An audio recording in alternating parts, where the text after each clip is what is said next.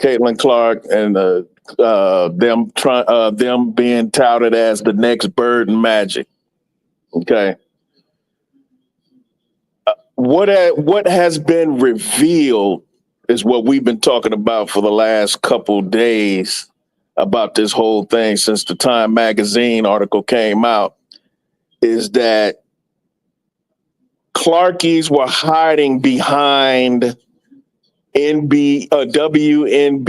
statistics and slander against Angel Reese in between and propping up Caitlin.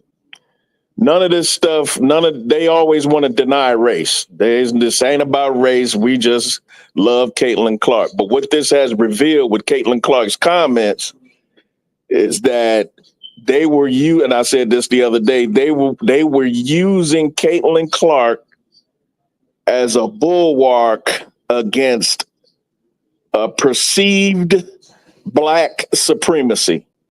Because if you let these fools tell it, they think that Black supremacy exists. There's no such thing as Black supremacy. And I'm going to tell you why. We don't control the economy of this country. We don't control whether white folks can get a job or not. We can't control whether or not white folks can get into a college. We can't control white folks and who they sell their houses to. Absolutely. We can't control what kind of education white folks should have. We don't dictate those terms. We don't own a significant amount of WNBA, NBA, NFL, NHL, let alone NHL, Major League Baseball franchises. We got some Black, like Magic Johnson. They put their little money in or whatever, and I say little money in because it's little money compared to white folk money. 55 billion. So, but this is the thing. This is what they fear. They fear the rise of Black people. We've been under their foot for so long, for so many centuries, that they're not used to seeing us buck and try to get out from under their foot. They believe that their destiny is called manifest destiny. They believe that their manifest destiny is to rule over the dark people of the earth and to dominate. They have a racist. I don't know if y'all heard of this term called paternalism. Paternalism is a psychosis that is very, very prominent in white folks. And it could be liberal white folks. It could be conservative white folks. Even liberal white folks who want to be invited to the cookout, have a Black boyfriend, have a Black husband, they also have a level of paternalism. And what I mean, what is meant by paternalism is that they think that they, by birth right and by God, divinely given by God, to be our guides, our advisors, our being their subjects, and to look to them for rulership and guidance. You see what I'm saying? So they have this notion that we're supposed to do what they say at all times. It's a psychosis with them. And when we go against that, it kind of messes them up. It messes them up. They choose our leaders. They choose where we should live. And really, it's about choosing our leaders. You see what I'm saying? Yeah. Because there are some leaders in the Black community, of our leaders in the Black community, that they don't like. So what do? They lie on them. And I don't want to get off into another tangent about this particular leader that I have in mind. Whether you agree with him or not, Say it. white folks don't like him. And I'm not talking about Malcolm X. I'm talking about Say it Minister Farrakhan off of every platform. Every platform. in They've been particular. In particular, an 80-something-year-old man who 93. has never did anything to anybody white or Jewish, because the Jews don't like him either. Zionist Jews in particular. Go ahead. But like I said, I'm not going to go off into that. But they fear our rise, and he's been saying that for years. Since he stood up in 1977 and started talking to black folks, when the Million Man March being the culmination of that man's influence and power. He's been that Million Man March was a complete nightmare for white folks. Time magazine put him on the front cover. That is a complete nightmare. Yeah. Now that trauma is carrying over even to this Caitlin Clark situation, because they don't want black folks to rise. So when Caitlin Clark joined the chorus of uplifting and giving black women their flowers, that is a very big problem for them. They don't want that. They're very sensitive to that. They don't want that. So now they're attacking her in coded language. And what they're saying is about her apologizing for being white. What they're saying is she's apologizing for being in a position which by birthright she's supposed to be in, and that is superior. Man, that's why they're saying that she hates her superiority. That's what they're saying. You are apologizing for something you by birth should be in a position of authority and superiority over the dark peoples of the planet. That's basically what they're saying. Man. Get that man a machine gun, man. Yeah. Get that man a machine gun. Look, check this out, man. Brass, man. You was cooking with high heat. You was cooking with high heat. But let me address this real quick, man. Shout out to Majik Man Hero for the $10 super sticker. Here comes the money.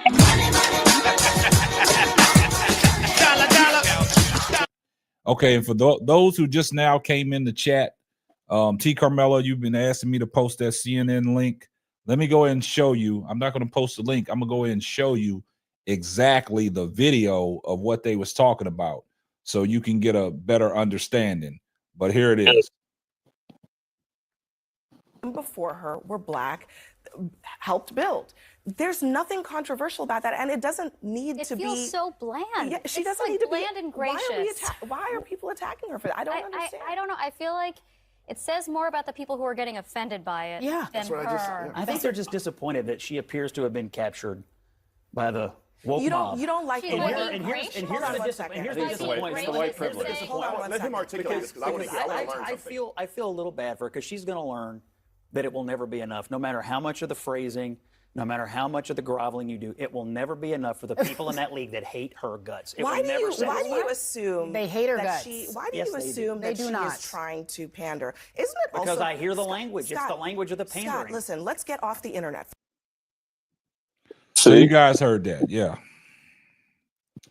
That was interesting, man. Hey, you know another thing that's going on here, KSAP? Sexism is going on here too, because how dare she, a woman, have her own voice and say what she really is behind? No, no, no. We've been taking care of you and shielding you from the big bad black women. You should just be quiet and let us take care of it for you. You don't need to speak, baby. Just go sit down. You just a little baby girl. Just go sit over there on the left and let us take care of all these big black women that's being mean to you. Yeah. It's condescending. It's acting like she's not a grown woman. Yeah. When you have a fat bastard doing that, he's like this little girl from Iowa, Jason Crash Out. This little girl, from our neighborhood who we had so much faith in, that's just so, ultimately good. We just don't want her to be tainted And this is a black man. That's a good word. Saying that. This is what he's saying. It's not a word. He's saying that she was tainted and being tainted by black women. No matter what, he's pushing all of the black women. First of all, he's scrutinizing black women. First of all, he put them all in the same box. He's doing a character draw on the black women, in particularly playing basketball right now in the WNBA as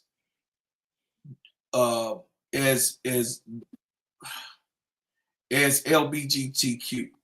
Okay, I'm a nice worded and all the women that's in the WNBA is not gay. Yeah. All the black women are not gay. Let's get this straight on Simply Ball Dropping podcast, because I know it's a lot of viewers. All the black women in the WNBA is not gay. Not even a multitude of those women are gay. You understand? Not that it's anything. You love who you love, but keep that out of it. They playing basketball, man. They putting the ball in the hoop, man. They putting the ball on the floor, man. They got offenses and defenses of how strategically to keep the ball from going in and to go into the hoop, man. Why we that's the way it's supposed to be, bro, Claude. That's the way it's supposed to be. We thought that's the way it's supposed to be. Well, it is. That's in essence, that's the way it's supposed to be. If you let them tell, them tell it, they supposed to separate politics from sports. Yeah. But they only do that when it's convenient. They only say that when it's convenient. When they don't want to hear uncomfortable truth. Or you're not supposed to mix politics with basketball or sports. Yeah, you're saying that because what I'm saying about politically, you don't like to hear. Yeah. But if I was a right winger and Caitlin Clark's gate, all of a sudden it's okay to talk politics and basketball now because I'm on your side. I believe as you believe. You see what I'm saying? So I got you on that. So it's convenient for them to say certain things. Yeah. So basically what her supporters are basically telling her is you need to shut up and dribble, flipping the script. Well, you now, need to shut up and dribble. Now, Absolutely. Now, if he'd came out and said, I've been bullied. I don't like the way I've been bullied. These women in this league, they are jealous of me. They don't like me. I don't know why. If she would have said something like that in the Time magazine, she would get flowers, cupcakes, candy, and she'd probably be the ambassador to Trump, to the Trump White House. Well, they wanted her to come up there and lie, though, Brass. Of course. But because they're liars. But you know they what's want crazy? her to be like them because they're liars. But you know what's crazy? That whole interview that she did in the Time magazine, right? But she had a sit-down interview with Maria Teller. And like that whole energy was totally different. Like we said this the first time that we talked about it, Lakeisha, was like, what was behind it? Did she really have an input in that? Was that her handlers answering the questionnaire? Because when Maria Teller interviewed her, I'll play it. Let me give y'all what Maria Teller and Caitlin Clark talked about. Take a look at this. Okay. Great. Nice. You look pretty good. Thank you so much. It's been interesting because since your article dropped, I gotta say, it has got all the buzz. If you are on X, if you're on Instagram, TikTok for the young kids, you know that Caitlin Clark is the Time Athlete of the Year. How has your 24 hours been since the articles dropped? It's been awesome, and just the reaction. Obviously, people so excited not only about women's basketball, but about women's sports, and how excited and deserving, not only myself, but just women's sports as a whole, the year that we've had. And I've grown up a huge women's sports fan, whether it was basketball, whether it was soccer, whether it was volleyball, you go down the list. Like I grew up loving it and watching it. So it's pretty special. Like it doesn't really feel real that I get to be here, but an amazing honor. She says that, but also like when she was 8 years old, she was writing down like, oh, I'm going to be there. I'm going to be in the WNBA. Gregory did such a great job with the article, but it feels like over the last year, you've learned so much. Like what are the things that have shaped you over the course of your first WNBA season, coming out of college and starting this professional career? Well, it's been a crazy year. It's hard to think about. Like I was basically just starting my senior year of college at this time last year. And then I graduated. I missed my college graduation, got drafted here in New York City, basically moved right to Indianapolis and basically start like a whole new chapter of your life instantly, and you don't really have much time to adjust.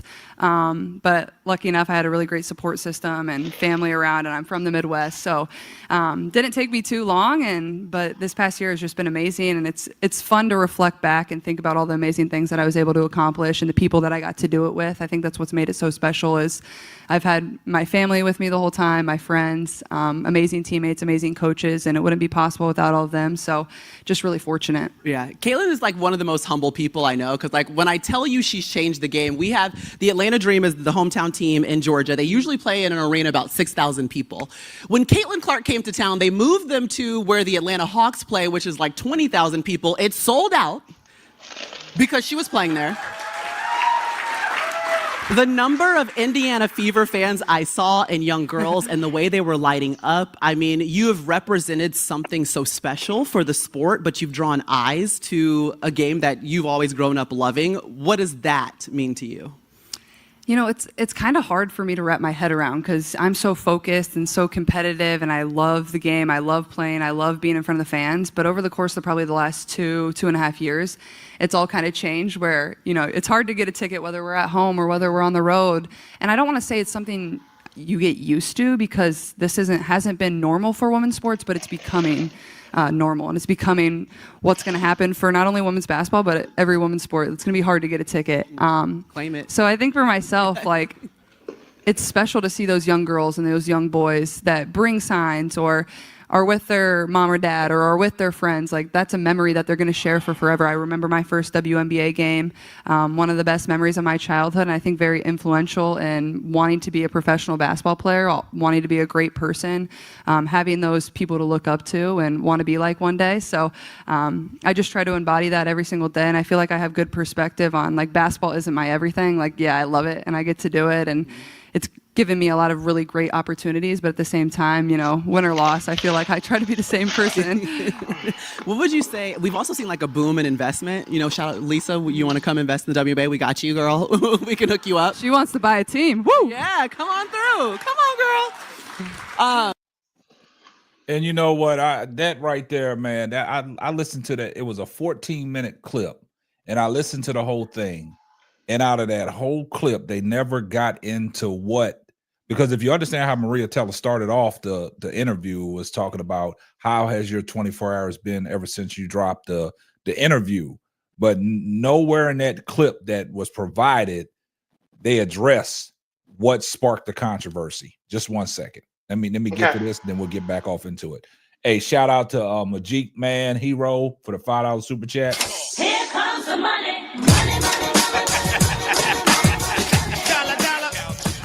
He said, we have something greater than money. It's called soul, which allows us to excel and forgiveness for our people have been through. Appreciate that, man. Yeah. Hell, that means hell. Yeah, exactly. You know, I'm gonna tell you, K-Sap, you know You the see the reason double why hockey sticks right there. Mm-hmm. you know the reason why she can't get into it live is her handlers are scared that she might say the wrong thing at the wrong time. Okay. She probably is some people are not good off the cuff.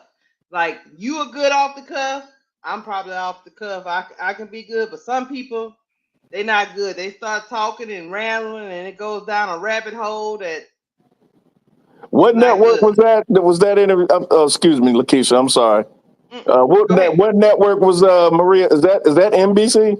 Yeah, MSNBC. Yeah. Yeah. Maria okay. Teller. You know, she's part of NBC. She does a lot of interviews. But when I looked at it at first, I looked at Caitlin Clark's demeanor, it looked like she was real nervous because, like you said, yeah, uncomfortable, like you said, off the cuff, right?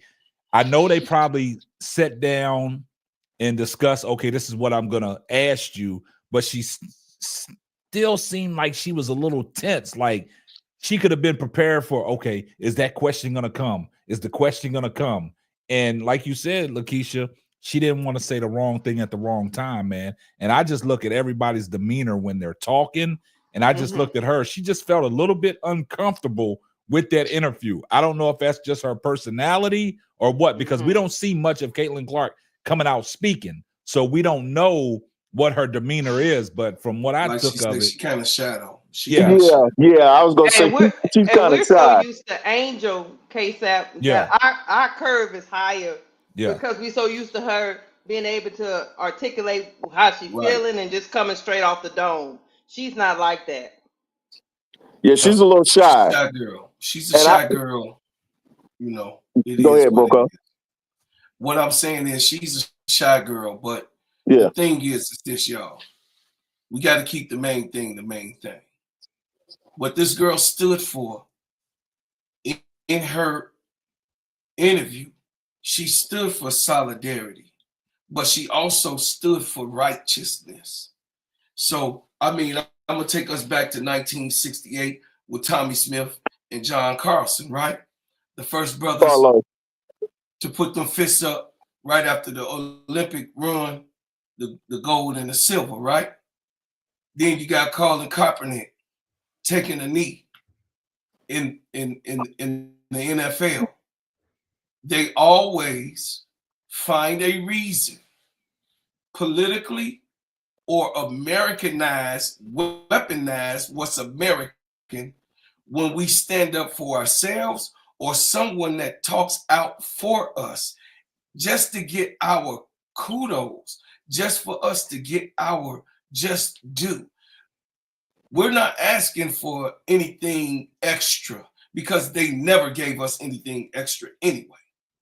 What this girl is she was just giving love to who her favorite player was, which was Maya Moore, which arguably was the greatest basketball player to string them up, arguably. But she also made it a conversation for when are these people, these women, gonna get their just due in society, in a game that I love so much that I even mimicked the way they play in the art that I'm in the game right now today that you see me on, that y'all giving me accolades for. That's it. Hold on just 1 second. Okay, Let me go ahead. address Tim.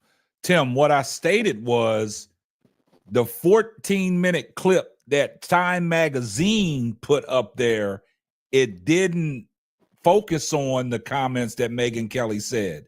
So that's what I'm talking about. The clip that I got from Time Magazine, it was a 14-minute clip. I know it wasn't a full interview, but the 14-minute clip that Time Magazine put on their social media, on their YouTube, did not address that. That's what I'm talking about, Tim. Just 1 second. Hey, shout out to Ronnie Repass with a $5 super chat. Here comes the money.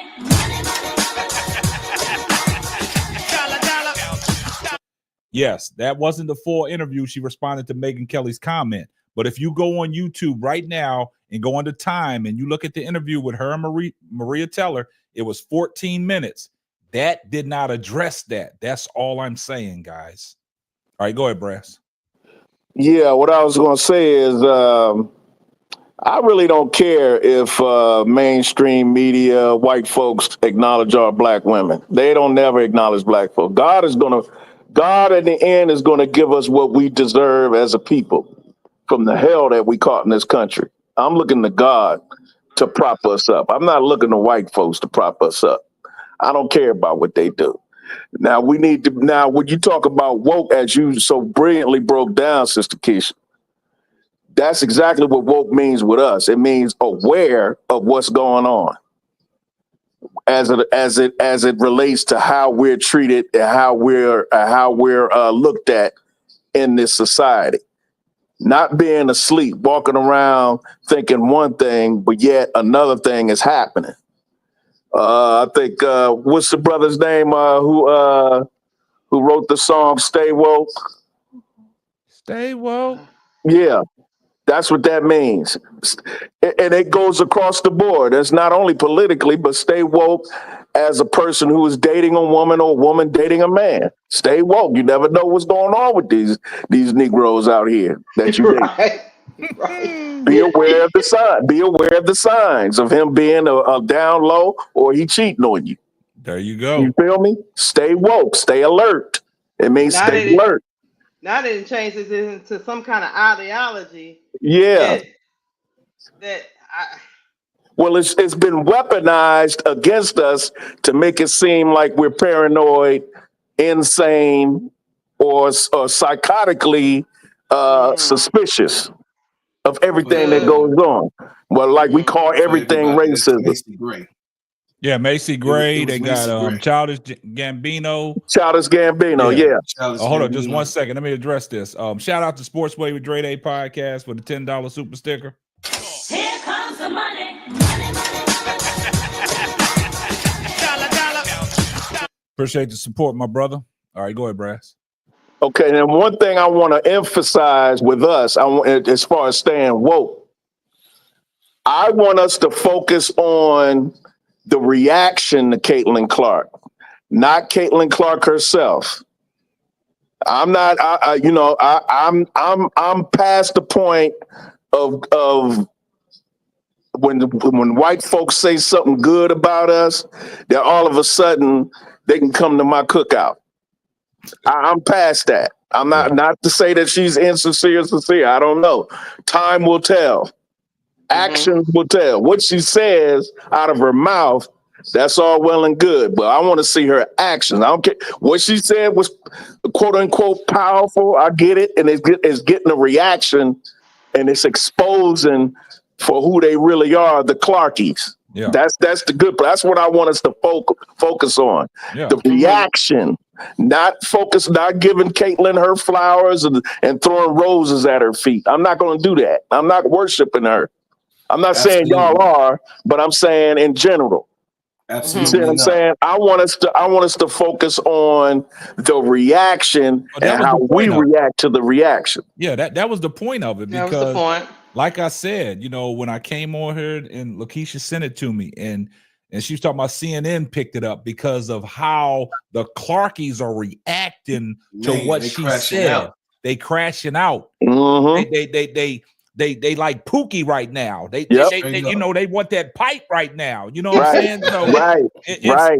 And like you said, the reaction is strong. And Brass, like I've always said, people will come up in the chat and say it's not all Clark fans, but until you show me different, I don't know how to categorize y'all, because it seems like every time something of this magnitude comes out, what happens?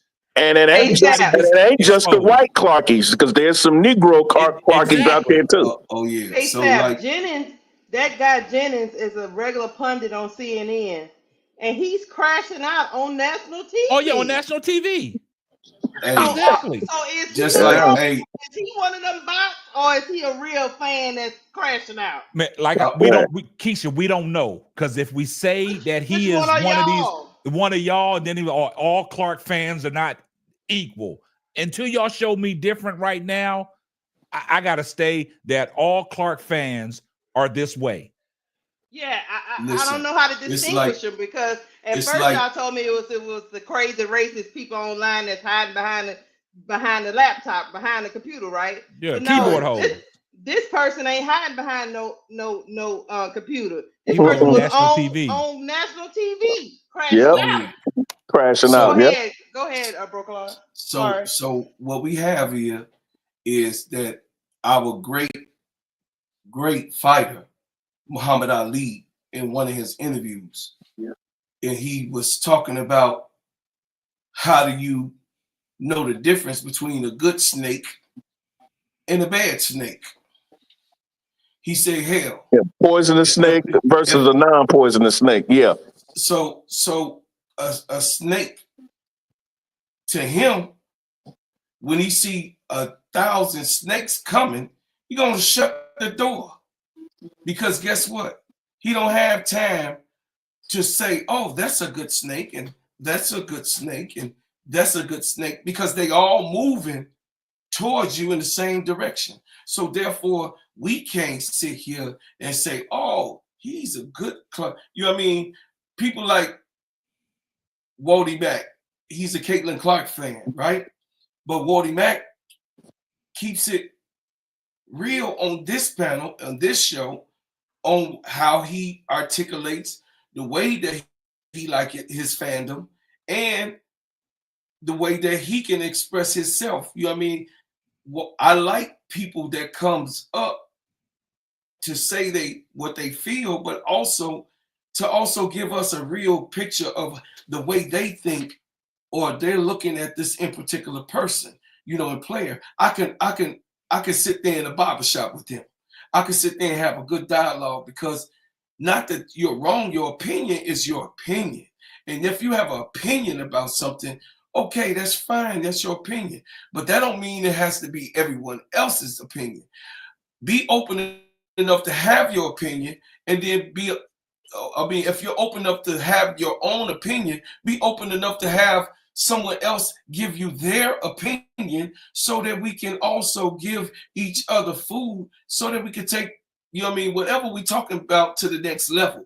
But the way that this thing is going, y'all, I'm just being honest with you, it's a tool bag for the racist media, because it is racist media. They are still there. The racist people and the racist cycle of life.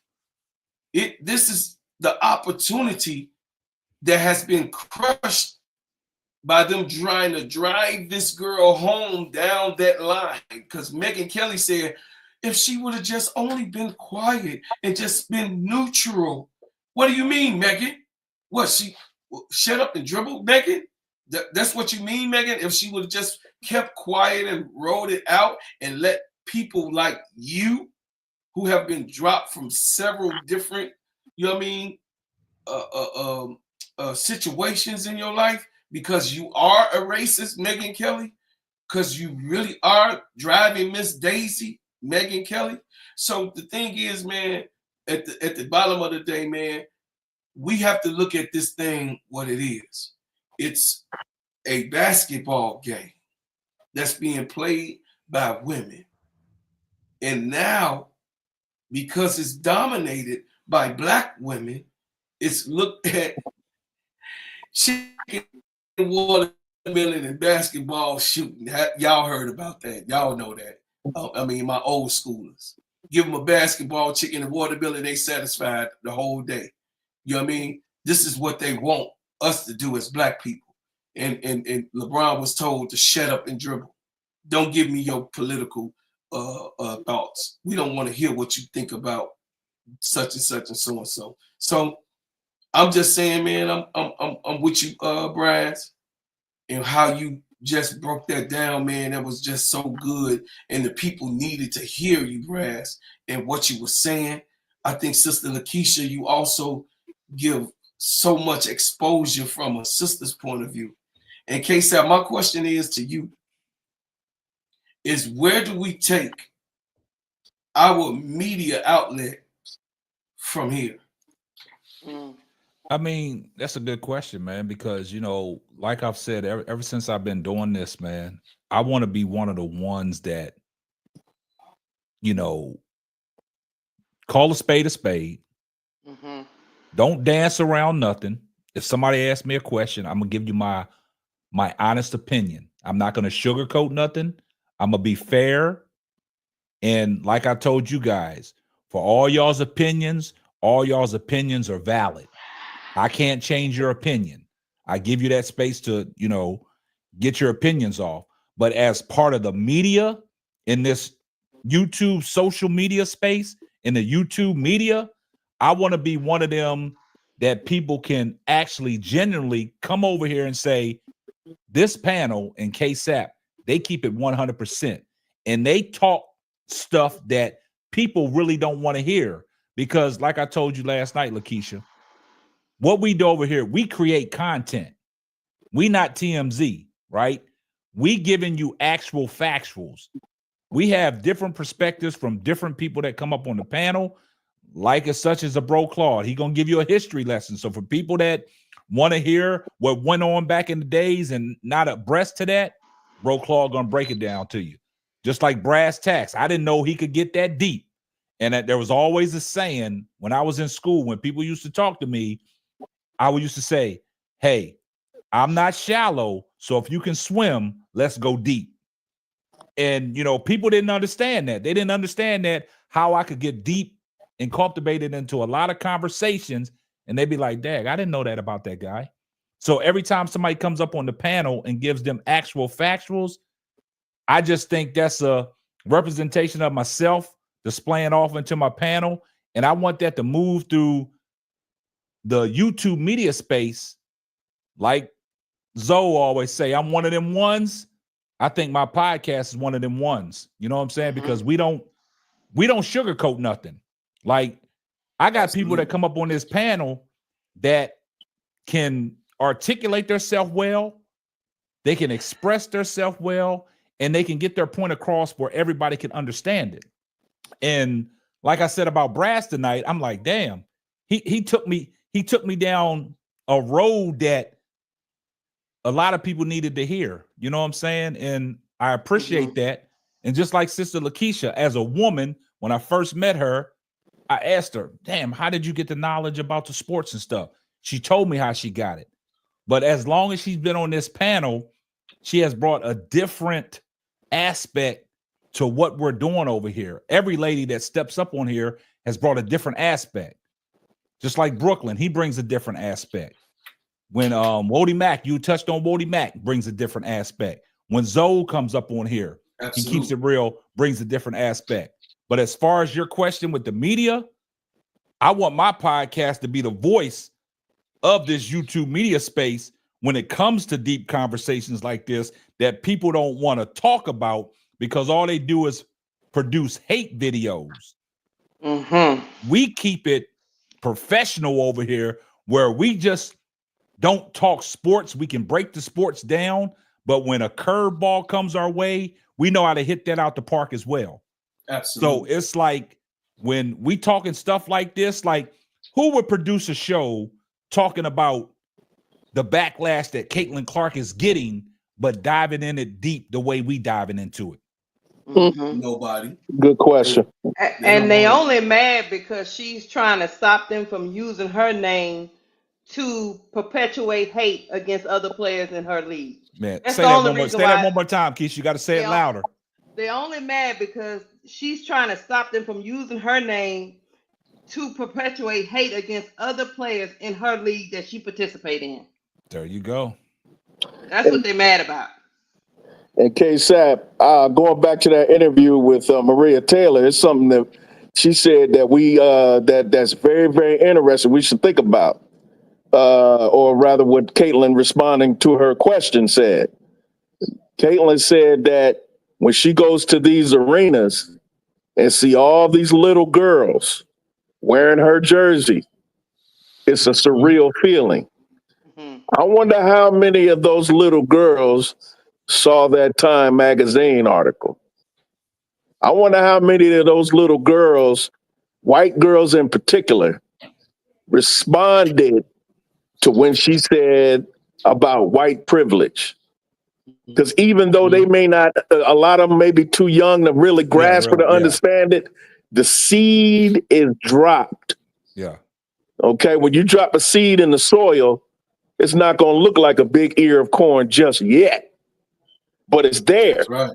That's right. But when the water and the nutrients and the sun hit it, it's going to grow. So things are going to happen in these young girls' lives that's going to make them recall what they saw or what they heard in that Time magazine and the resultant response to it. I think that's deep to see these and how their parents react. What are their parents telling them right now? Particularly, we know what the crash out is telling them. Don't listen to that. You should be proud to be white. You should be proud to be a part of a race that rules the planet. You should be proud that you're superior. You should be proud that you're better than them negras. Yeah, I mean that's. I agree with you 100%. And sometimes I sit back and think when conversations come up like this, and what you just said, Brass, about what are these parents telling these young girls that are, you know, that are wearing these Caitlin Clark jerseys?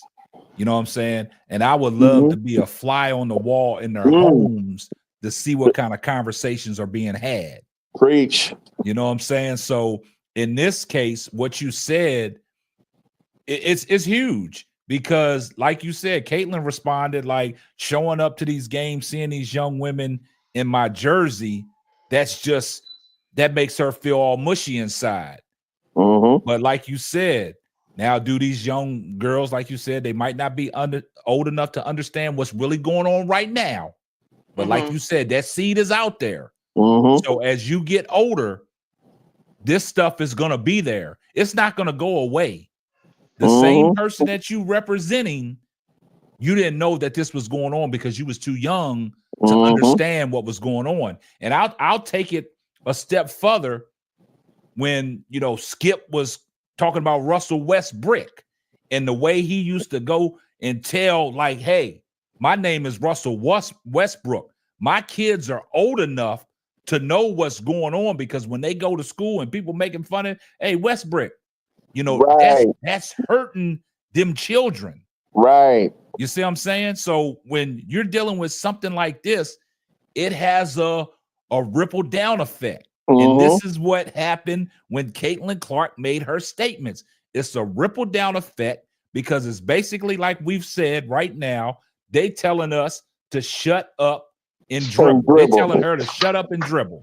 But you know what, K-Sap? You know, if you're Caitlin Clark or you Angel Reese or you any one of these women that's moving the conversation forward, when you show up to the arena and you see all these little girls with these jerseys on, you feel a sense of responsibility to stand up and use your platform for good, because you know those little eyeballs are watching you. Yes. No matter what those crazy parents might be saying in the background, you know kids are impressionable, and when they start, they can see right and wrong too. And sometimes you can be that beacon of light for them, even when at home it's not as good as it should be. So yeah, she feels a responsibility not to continue to let them people sit up there and lie on her. Yeah. One last thing before we got two new panelists on. To go along with what Keisha's saying, Keisha, I think the thing that really got the Clarkies pissed off is that famous little girl who was asking for Angel Reese's shoes at the end of the game. And she said it's the best day of her life when Angel stopped, signed the little white girl, signed her shoes and gave her shoes, saw her again in Arizona. That girl, she live in the Midwest somewhere. She's a Chicago Sky fan. Her daddy fully supports her. Her daddy took her all the way to Arizona to watch her play Phoenix and took a picture with Angel. I could bet you dollars to donuts the Clarkies crashed out. Oh, they crashed out. They became crash test dummies when they saw that, because they hate that. Who admired. Yeah, that came on. That was actually on a couple of these podcasters that I'm gonna talk about tonight. I'm gonna really get into these podcast creeps. You understand, these social media crash out racists, Ku Klux Klanners. You know what I mean? That's undergirding. And then of course, me and K-Sap, of course, you know, we're building together, and I just want to appreciate the man for helping his community and putting in work with his community to make us better. Me better for you, y'all better for us, and we better for everyone else. So I appreciate it, man. And this is like this talk, it has to be for someone who's looking for a reason why they're not understanding what is really going on. So Braz, you broke it down, man. I mean, bro, you broke it down on the reason why. You know, the kids that comes on to this YouTube universe, they have to hear people like you, man, that say what you say, man. And the respect that I already have for you, I understand. I knew you weren't a shallow brother, but I know you're a man of cut of cloth, like I am, KSAP is, and some of us that roll together. Sister Birds of a feather. Flock together. Sister Lakeisha, man, I think we need it. We stronger, man. We stronger together. We stronger together, y'all. That's right. That's right. They not ready. They not ready for what KSAP is put together. Yeah. Well, it's a movement, man. Let me go ahead and get Daily Dose of Tea in here. She's been waiting, and then we're gonna get Tim. What's up, Daily Dose? How y'all doing tonight? All right. Good. How are you? Hey, I'm Daily doing Dose. good. Hi, can y'all hear me? Yes, ma'am. Loud and clear. Okay. So I just came on because I know the other day when I was on the panel, I felt like I was after getting off the panel, and then I seen Caitlin on the Times. She had an interview with the Times, I guess, the Times magazine.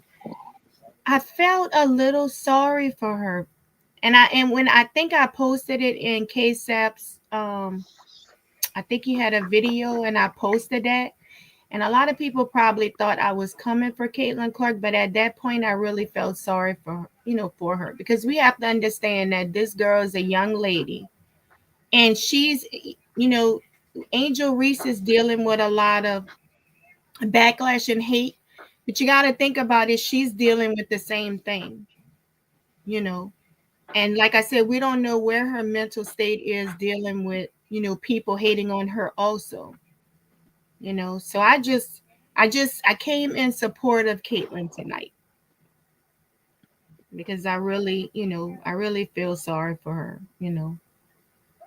Yeah, they be pulled all them different directions is never fun. So Exactly, because I mean, we can say, okay, she's playing basketball and that should be fun, but I mean, if we think about it, is it really fun for her? Because I mean, it's not a good experience. She's not having like a good experience with the basketball, so I don't know. I like I said, I'm coming just to support her, as a woman, a young lady. I'm with you, Daily Dose of Tea. I got you. I got you. What's up, Tim? Oh man, what's up, KSAP? What's up, Miss Lakeisha? I see Bro Claude, the brother Brass. What's that, Daily Dose of Tea? Everybody in the chat. Hey man, great show, KSAP.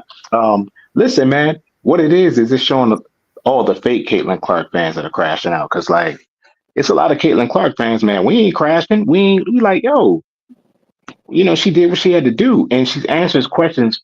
She's answered a lot of these same questions. So like I remember when before the draft, she was on Saturday Night Live, and she gave up props. Like the first people she mentioned in her little soliloquy, right, was Cheryl Swoops. She said all the great Cheryl Swoops. I think she had mentioned Cynthia Cooper, her favorite player, which was Maya Moore. She did this way back before the draft, right? So then, she's been asked some of the same questions, and I think a lot of people were saying, well, she never addressed Angel Reese getting death threats. Well, she actually did, but she just didn't mention Angel Reese's name because it was one of the interviews. I can't remember which game it was, but after the fact, they was asking her about players getting threatened, and death threats. And she said it. She was like, look, that's not, it's not for anyone to be getting death threats and things of that nature. And she was saying the league, she didn't come out and say like the feds or anything like that, but she was saying that's something that the league really needs to, to focus on, because it's not right for any player to receive threats or death threats. So a lot of the issues she had already touched on before, but I think that some people probably just didn't really hear what she was saying, or they probably just didn't catch those particular interviews. But like, man, look, we ain't crashing out, man. That's the fake ones. That's the ones, like you said, like Megan Kelly, like the people that were using her for political purpose. It's not about basketball for them. For them, it's about, you know, being their token. Like, she's like their messiah. But for us, it's basketball. So like the real Caitlin Clark fans are not crashing out. She did what she had to do, and she's always, like I said, for me, she's always uplifted or tried to shine light on those who came before. Because, like I said, that Saturday Night Live, that was way back before she even got drafted, and she was mentioning some of the greats that came before her. So, like, we ain't crashing out, and she did. She shined light. I think she was honest. I think she was sincere. And KSAT, what I was saying was she did address the Megan Kelly because Maria Taylor asked her. She said, a lot of people, had some things to say about, the article. And she was like, well, listen, I'm comfortable. That's the my full own interview, Tim. What right. They didn't put the full interview up. They only put a clip of it. But the one I saw, because I watched it at work the other day. Well, yeah, there's multiple clips, but the clip that I got was only you know what I'm saying? And it didn't address no. Yeah. Yeah. What I was saying was she addressed it because Maria Taylor asked her. She was like, look, a lot of people didn't. I'm just saying the clip that I got. Yeah. She addressed Megan Kelly. She just didn't mention her name because she asked her, she said a lot of people, and she was even saying, well, you can't please everybody. And she was basically saying, like, she's not going to be able to please everybody because you see those fake fans, they're crashing out. They're like, oh, we're not going to watch her games. We're not going to support the WNBA. Like, those are the fake fans, though. And it's not about basketball to them. It was more of a political purpose for them. But for the real basketball fans, that's just, loving all the ladies for just the sport of basketball. Because, KSAT, we've had some spirited debates. One thing I can say about your podcast is you allow people to come on and you allow people to voice their their opinions, and sometimes these debates get spirited. You know what I mean? Because everybody has their point of view, right? But at the end of the day, like I said, it's basketball. Like, to me, it's basketball. I'm not all caught up in the, what I'm saying? They're young ladies. You know what I'm saying? We respect the players that came because I watched the first 2 years of the WNBA back in I think it was 97 when it came out, right? The first 2 years I watched it. But after that, I stopped watching it. You know what I'm saying? I watched them first 2 championships the Houston Comets won, and my favorite player on that team was Kim Peratt. That's the one that died. I think she had cancer. Yeah, cancer, man. She was my favorite. She was my favorite player. She was feisty. You know what I'm saying? That was my favorite player She was on the Comets team. Had them Comets going, boy. That's what I'm saying. I watched the first 2 years, so I know, you know what I'm saying, the ladies who, you know what I'm saying, all Cheryl Swoops, Lisa Leslie, Rebecca Lobo. I remember when Becky Hammond first came to the league. I remember Ruthie Bolton. Right. So like Holyfield. Yeah. She was nice too. Teresa McClain. Yep. Teresa McClain. I don't remember Teresa McClain. I don't remember all of them, but like I said, the first 2 years, I was watching it. But no, I think Caitlin was sincere, and I think I agree with Daily Dose of Tea. I don't feel sorry for her, but I just feel like they're so young. Look, her and Angel Reese both. Okay, we know Angel Reese has got a lot of negative, especially from racist fans. You know what I mean? Because we know there's racist people out there, and that's never gonna stop, right? But I feel like Caitlin Clark has also taken a lot too, because those MAGAs are not her real fans. You know what I'm saying? So I believe she's been catching flack from them from day one because they want her to be a certain way, and if she doesn't, adhere to what they want her to be, then like you already see, they turning on her. But the real Caitlin Clark turning on her now, Tim. Yeah, I disagree with that. Exactly. They've been in her corner from day one. It wasn't until the Time magazine article came out that they now crashing out. But before that, she was their white Jesus. She was their white Jesus. They weren't criticizing her for nothing. Nothing. Right. But I'm saying not them. I'm saying, but she's. We don't know the lady, what's her name? Daily Dose of Tea. You could Behind. Oh, T. Okay, I didn't want to say your handle wrong. No, We you can don't. just say T. It's easier for y'all to Okay, just say okay. T. What I'm saying is we don't know with the pressures of being these young stars, and they're basically her and Angel Reese. To me, like I don't care what nobody say, they're the faces of the league. To me, in my opinion, because those are the two most popular. Those are the two biggest names in the league right now. I know AJ Wilson's a champion, but like her name is not bigger than Reese, and her name is not bigger than Clark. Sorry, those are the faces of the league, and we don't know what kind of pressure. Like Miss Lakeisha was saying, that's a lot of pressure.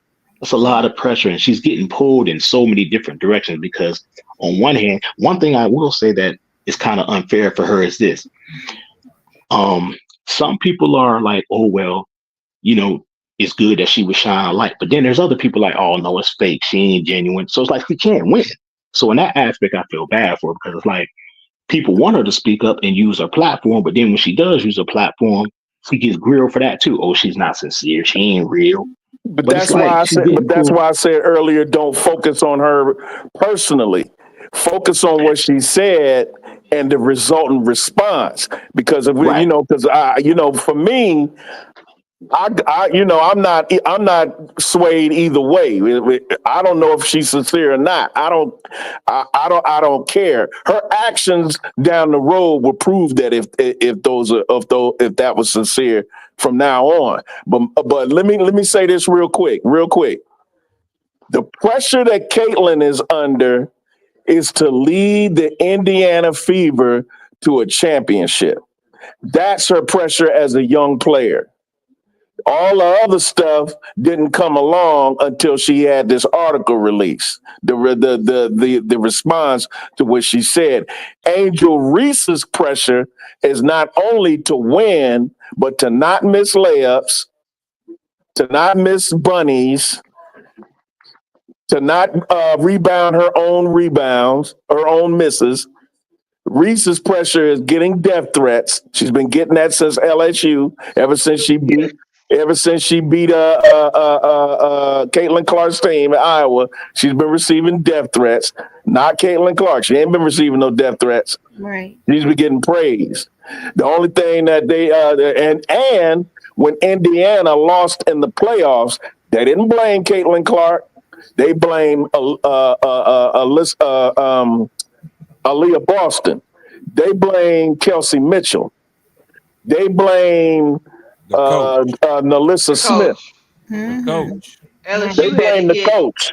They private blame Christy Sides. security for Angel Reese. Right. Yeah, they had to have security for Angel Reese since she was at LSU. They had to hire 3 bodyguards to go everywhere she go. Right. So You see what I'm it's saying? almost like what goes around comes around, unfortunately. Yeah, but I don't even know. Well, I mean, she might be now, but from what I'm hearing, there's not that many death threats for Caitlin Clark right now. No, I'm not saying that Are they're threats. I'm they talking about crashing out? Now, are they crashing out? Hell yeah, they are. right. That's And what to I be mean. I'm not clear, talking about death nobody threats. should have to deal with any of Nobody should be dealing Right. with no death Nobody threats. wish that on nobody. Right. Right. That's not what I'm saying. But I know what you're saying. I'm not pointing at you. I'm just giving a general description of what's going on in reality. No one is more hated in the WNBA by these fans than Angel Reese. Exactly. She's the most I would argue she's the most polarizing athlete on planet Earth right now. You either love her or you hate her. Ain't no in between. Right. You see what I'm saying? And like I told KSAP, Showtime, Zoe, HD, Bro Clark, all these brothers, the only reason why I mess with this channel and mess with their channel is because they defend Angel Reese. Right. With basketball, and they know basketball, and they talk real basketball. These Clarkies don't talk real basketball. They talk real racism. That's what they teach. Right. You see what I'm saying? So their perspective is distorted and it's twisted. Yeah, and I wasn't saying like for death threats. Nobody would wish that on nobody. A Yeah. young lady, nobody. I was just saying the amount of pressure that Angel Reese has had from the incident with her showing her ring, her ring finger and all of that. She went through that so long. And like I said, now Caitlin Clark has to feel it. I'm not meaning the death threats part of it, but that's what I'm talking about. And you know what? I don't think she cares, to be honest with you. If she's sincere about what she said, I bet she's like, I'm glad they crashing out. I'm glad they're getting away from me because I don't want to be their representative for their Probably so. madness. I For their agree. madness. But that's what I'm saying. But that's what I'm saying to you, brother Brass. I'm saying that I think she was sincere because if she wasn't, she would still want to, like, you know what I'm saying, be looked at in their view as their savior. But she's like, no, I'm not rocking with y'all. I'm not like. Right, So but I I believe she mean, was sincere as yeah, far as like. yeah. Now what she I is. said, what I'm saying, Now, Tim, is Right. that I will have to see a body of work because to me, this is way too late. right. She should have been doing this over the Exactly. That's what summer. I was But trying to like I say. told you, Like, brother That's the Brass. reason why I'm skeptical. That's the reason why But I'm look though. skeptical. And That's the it's reason. But like I was I'm saying, just coming Brad. from my It's perspective. understandable. I'm not sure if this is mostly her PR telling her to do this or nah. But it's see, this is what I'm all her. saying though. I don't know, and I'm not going to jump on her and be her be all end all sweetheart because what she allegedly said in this article. I'm not Nah, but saying look, she's that's what I'm saying insincere. though. See the I'm not article. saying she's insincere or sincere. I don't know. All I know is that this stuff coming in December and it's been going on since May. right. But that's what I'm saying though. Listen, but this is what I'm saying though. A lot of the questions she already answered, like I told you, when they asked about Yeah, death but it threats in the didn't really season. blow up. It didn't really blow up, Tim. It But that's didn't not really her blow fault up though. But like she that. answered. But that's not her fault. They I didn't asked say it her, was her and fault, she Tim. answered.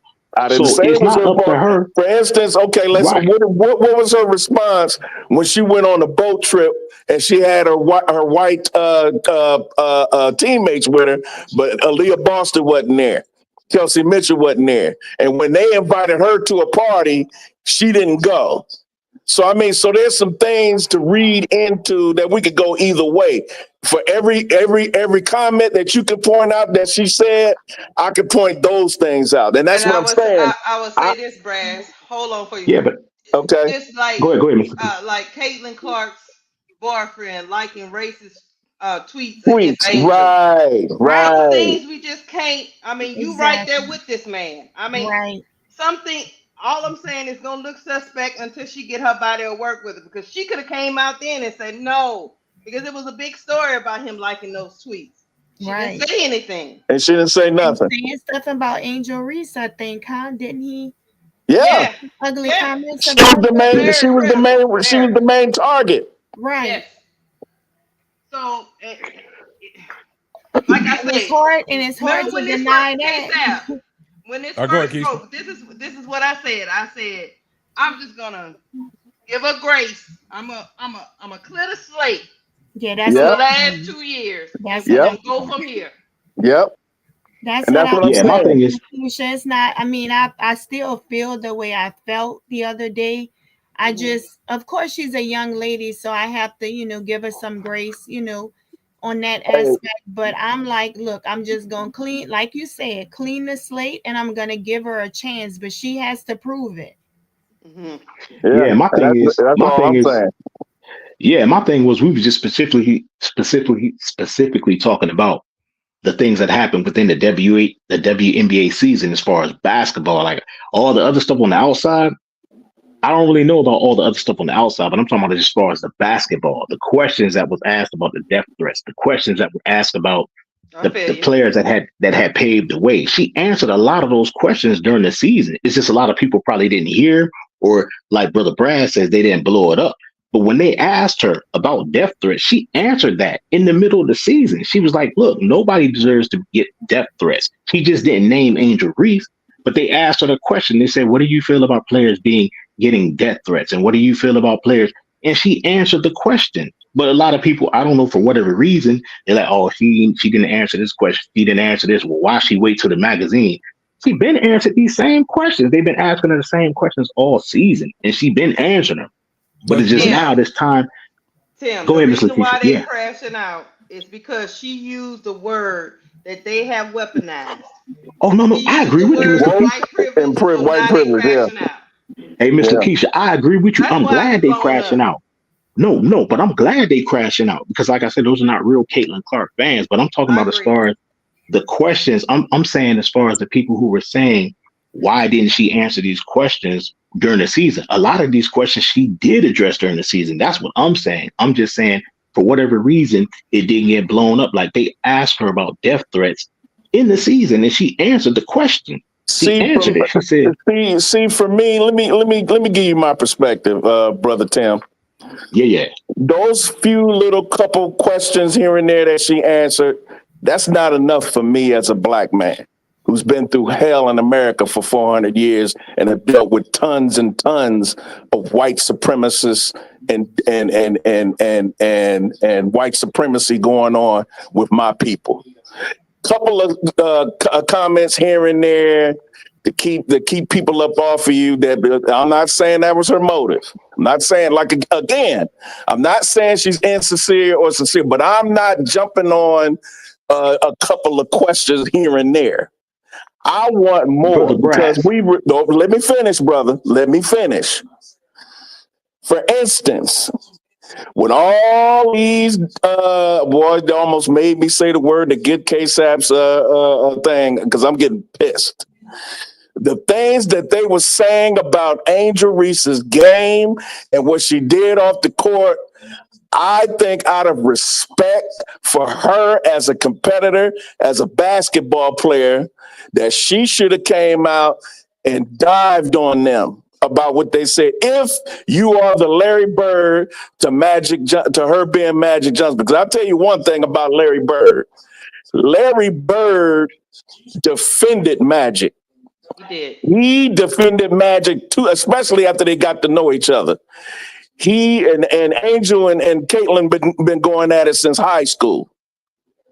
Right. Larry Bird came out and rolled for Matt. They competed like hell on the court, like they hated each other on the court. But off the court, you couldn't say one thing bad about Magic without getting the wrath of Larry Bird and vice versa. Where's Caitlin Clark about the alleged them talking about her missed layups and her percentage and calling her a thought, calling that she should be on OnlyFans, should have been on the street being a prostitute. She's a thought rapper hanging around with Megan Thee Stallion and Sexy Red. And wearing these clothes, coming in with Right. all that stuff, the way she dresses, the way she calling her ghetto, calling her thug, all these things. Where was Caitlin Clark during those times? Right. Is what I'm saying. Okay, Brother Brass. Okay. And what I'm saying is that if you have respect for Angel Reese's game, you would get on and say, look, let me say something about Angel. She plays hard. She's a dog, and she's the best rebounder in our league. And pound for pound, and this is absolute fact, pound for pound, she's the best rebounder in basketball, man or woman, period.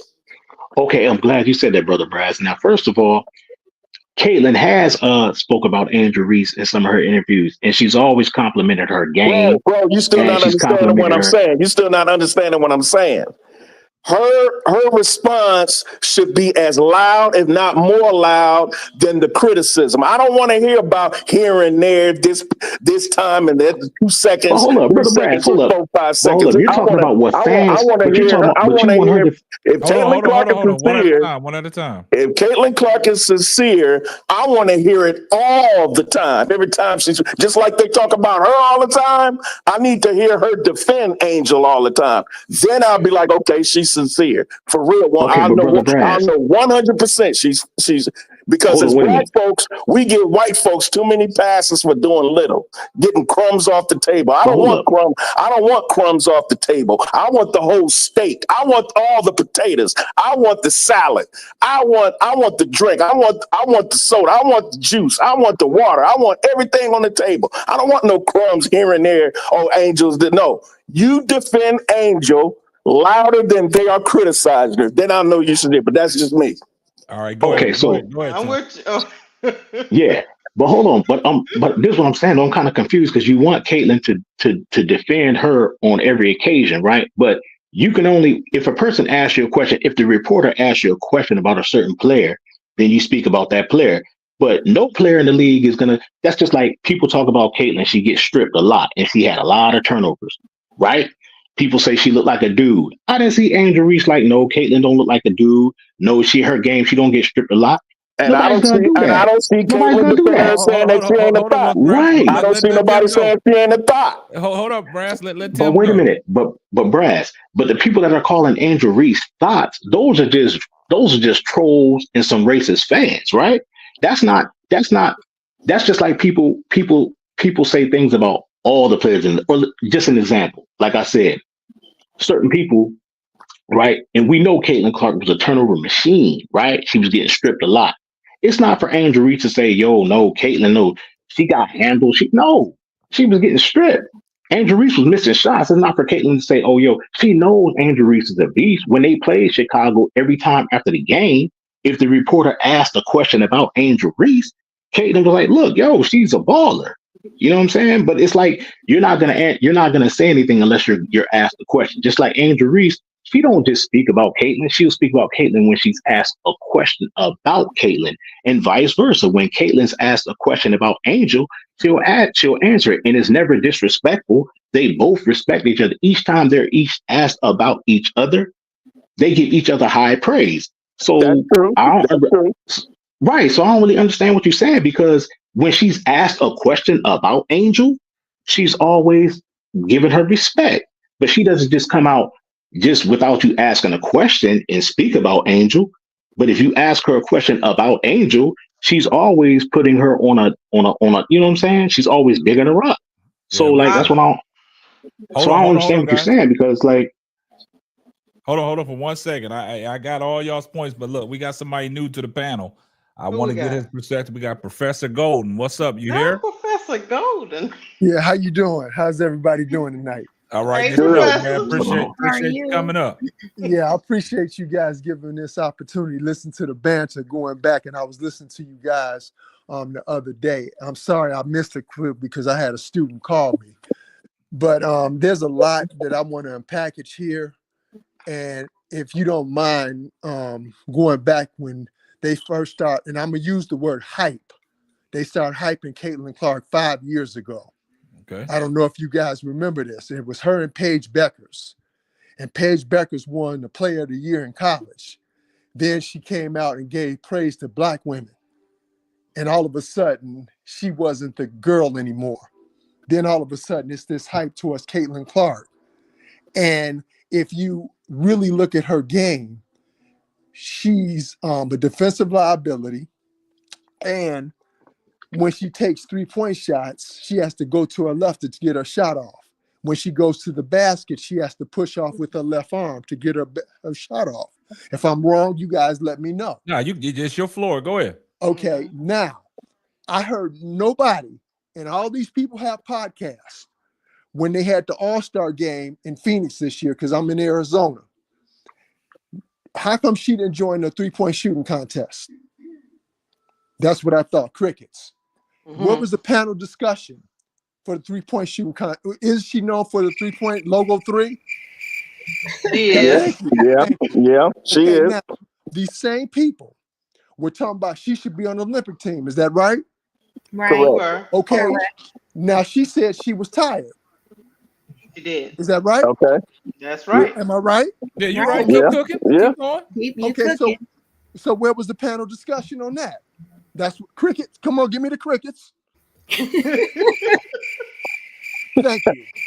Okay, now you talk about death threats that Angel Reese got, Dejanay Carrington. In fact, I don't know if you guys saw the direct message Dejanay Carrington got where they called her NB.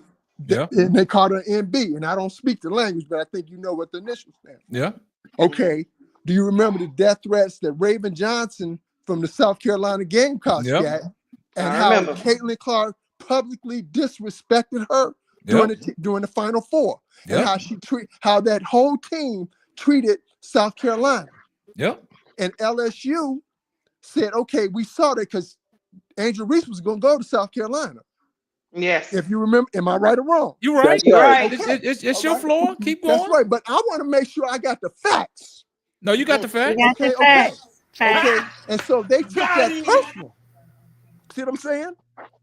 But see, Raven Johnson said, okay. And if you remember in the championship game, and I got that on tape, when Breezy Hall got in foul trouble, Raven Johnson went to Dawn Staley and put her on. Yeah. Stripping her at half court. Stripped her twice. Yeah. 3 times in the game. She got the stripped layup her, too. Yeah. Then put a layup. And then you notice the camera didn't go on Raven Johnson's face because she looked her dead in the eye.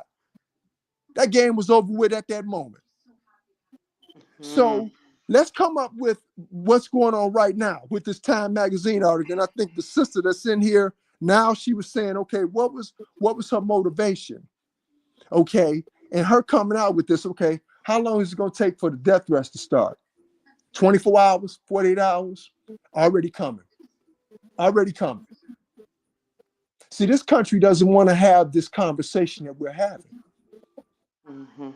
They don't want to have this because this is what you guys are speaking of facts. We discussed this in class. And I'm going to take it a step further. Cheryl Reeves just was in the WNBA Finals. Is that right? Yeah, the coach, okay. Yes. Okay. Yes. If she would have won, she would have been 5 championships in the 27-year history of that league. Yep. And everybody knows that game 5 was questionable. Yeah. Am I right or wrong? Yes. Yeah. You're right. We talked about it. Keep going. You cooking. Keep going. That's right. And Cheryl Reeves said there are other players in the league. Now, you guys work for a living. If you got somebody who just came into your organization, they're getting all this praise, like, wait a minute, I've been here 20-something years. Y'all ain't give me no praise. I'm the MVP of the Lamb League 3 times. Oh. 3 other players have done this other than me. I'm unanimous MVP. But if you notice all the articles in social media and internet, they showing Caitlin Clark. Wait a minute, hold on. Asia Wilson was MVP of the finals, MVP of the league unanimously. She's done something. I've done something, Asia Wilson, that only 3 other players in NBA and the W have done before. Defensive Player of the Year, Rookie of the Year, and Finals MVP. Do you know who else has done that? Michael Jordan, Candace Parker, Tamika Catchings, and Asia Wilson. That's the list. That's the list. And if you are a list with only 2 or 3 other players, I think it speaks for itself. So if I'm wrong, I don't know what that was. You got the bomb, man. You got the bomb. I'm just saying, these are facts that we are pushing today. And I listen to y'all every day when I come home from school. But this is what we're talking about. Because see, you're not gonna have these conversations in corporate media because they're pushing a certain narrative. Facts. Okay. And it's gonna be very interesting. I want you guys to pay attention to this. How are they gonna cover Caitlin Clark next year? They're already going after Juju Watkins. What has Juju Watkins done? Right. Nothing. And they tried to get her last year. She said, no. She was smart enough because she got pro people around her. But I'm not gonna mention his name. I'm gonna do like Allen Iverson did. I'm not gonna mention his name, but one of the brothers in the chat mentioned his name. They would start going after Caitlin Clark, talking about she woke, and that he bound down to the black players and the you know. I'm not gonna mention his name, but he's kind of heavy set. But I know you know who I'm talking about. Yeah, I know you're talking about. Okay, but don't mention his name. Yeah. We don't We ain't. be like Allen Iverson. You talking about No Net? No, I'm not mentioning his name, but I they know know what what I'm you're just talking saying. about. Talking about No Net. Yeah, I got you. Keep going. All right. We're not gonna mention his name, but he's already going after Juju. Yeah. And then I'm gonna tell you this, and if I'm wrong, I see his name is Bastard Jason Hoodlock. We don't want to do that because we give him too much love. Hey, look, Professor Golden got the floor. Let him cook. Okay. Juju, they going after Juju. You know who's gonna go after next? If I hope I'm wrong, but I doubt it. The sister from Notre Dame. Hidalgo. That's right. Hidalgo or That's right. Olivia Miles. Pick your poison. Yeah. Hannah Hidalgo. Yeah. Hannah Hidalgo. Yeah, Olivia that's Miles. Because last I checked, they played Connecticut last night, right? Yep. Yes, they did. You know it's sad when you got black people supporting Connecticut when they know Connecticut gets screws in the Final Four. All the stuff that Oriema done over the years. Come on, people. And you got people saying he was robbed. That tells you all you need to know. All right. I think I said enough. I'm just gonna let y'all talk. Got a question, Professor? Yes, sir. Somebody in the chat said, what subject you teach? I teach.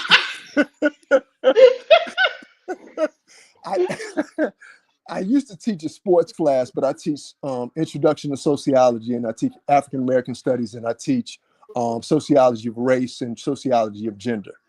So give him another explosion. Give him another explosion. Well, look, I'm gonna tell you this, Professor Golden. You came up here tonight, man, and you had your clips and you had that AKA ready. So look, this is a salute to you right here. Yes, it is. Thank you. Thank you. You had your shooters with you. I gotta bring let me say one more other thing. And this is the last thing I promise. Because when you start talking about I don't like the term GOAT. I don't like the term Mount Rushmore. But when you are on a list with Wilt Chamberlain and somebody tries to say that somebody is better than you, I'm talking about Candace Parker. There's only 3 players in the WNBA, NBA history that have done what I'm about to say. And if you don't believe me, look it up yourself. Candace Parker is the only player other than Wes Unseld and Wilt Chamberlain that have been MVPs, Finals MVPs, and Rookies of the Year. I ain't got to look it up. Okay. I already knew that. I knew that. All 3 of them were MVPs and Rookie of the Year in the same season. But you know what? You guys know this. Yeah. A lot of other people don't. That's right. And Candace Parker should have been on the Olympic team in 16. And they said, well, we have somebody who has her skill set. No, you don't. No, you don't. She plays all 5 positions and dunks. Yeah, they left her home. I remember that. But do you know who replaced her? Brianna Stewart. Yep. Now next year, when the WNBC season comes back, and pay attention to the Liberty in close games. They might win the game and they'll give Brianna Stewart all the praise. But the person who hits the big shots is Sabrina Ionescu. If I'm wrong, you check it. If you remember the Olympics against France, it was Ionescu and Asia Wilson. And remember, Brianna Stewart missed some free throws. Yeah. Cost them the game. Am I right or wrong? You're right. Yeah, Brianna didn't have a good finals. She did. And Ionescu played with a labrum. I seen her get surgery. I didn't know she was hurt, but yeah, she was hurt. She disclosed that injury real well. You know why, don't you? I seen that. You know why, don't you? Because who was her mentor? Kobe Bryant. Kobe Bryant, yeah. Okay. And you don't tell. I did see her have on Twitter. She was coming out of surgery, and I was like, that's right. And that's the reason why she's not doing Unrivaled, because she had to have the surgery. That's right, on her birthday. Okay, so that's all I'm saying. You know, hey, Professor. Yes, sir. Hey, Professor. Yes, all sir. that stuff you said about Candace Parker, people don't ask me, but that's why I consider Candace, and I grew up a Tennessee fan, by the way. Oh, we can talk all day. Oh yeah, but Candace Parker to me is the best women's basketball player of all time, even better than Cheryl Miller, because she could play 5 positions at an elite level. And what you said about that stat, that's only between her, Wes Unseld, and Wilt Stilt. That's all that need to be said. That's all. And you start talking about this, and this. When you are in a class with Wilt, I think it speaks for itself. It speaks for itself. Okay. That's all. And Wes speaks for itself. Yep. And there's only 3. Only 3. Nobody else. Yep. And one of them's a woman. And one of them's a woman. Yep. Okay. So I'm gonna listen to y'all. And got my man Zoe in the house. Got my man Zoe in the house. Hey, Professor Golden, man, I appreciate you coming up, man. Appreciate you dropping that knowledge and that wisdom, man. It was a good thing to hear, man. And you came up here spitting nothing but facts, man. So we appreciate you. Yes, sir. We gracing the appreciate presence, you. man. We do. We appreciate We it. appreciate you, Professor. Yeah, I love that, man. We got Zoe. We got Zoe in the house. Prince, one of them ones, man. What's going on, man? What y'all talking about, man? What y'all talking about? We talking about you. We talking about you and your capping last night when you said that wasn't Centron that gave up that drive to Becker's at one time. That's what we talking about. Hold on, what With happened? All over the place. He said, "What happened? What happened?" I'm just messing with you, bro. I'm messing with you, bro. I'm messing with you. Hey, look, Monday morning, I'm going to the courthouse. I'm going LLC. What you do, man? Citron What you Island. do? What you do, man? Going LLC Citron Island Monday Look, man, morning. come. Hey, look, we look. That was over on your platform, man. Don't come over here, man, causing confusion, man. That stay on topic, man. Come on, come on, man.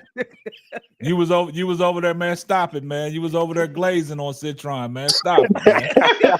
Stop. He had the honey on Yeah, his he had chest. honey Oh, all the on honey his on chest, him. twerking it up all over the place, man. Oh man, he had the honey and the glitter. Nah, he had some good breakdowns on Citron, getting over the screen, under the screen, you're fighting through the screen. Yeah, that's my guy, man.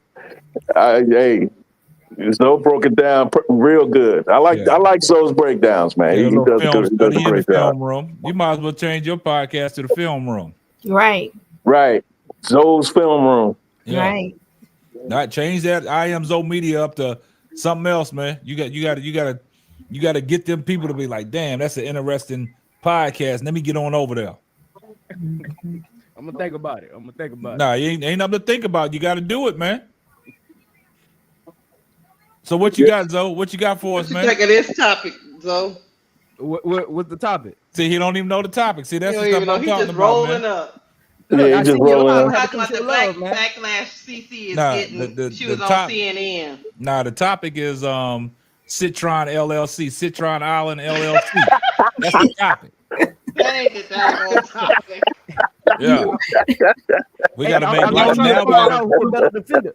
We've been, Who's been a better defender than her this year? Name nobody. I agree with you. I said the video that you did, man, that was a lovely video, and I'm glad that you came over here, make light of the situation, and try to get some of this tension. You know what I'm saying? Because we've been in here, deep in the bag. Yeah, we've been talking deep conversations over Deep here, conversation today.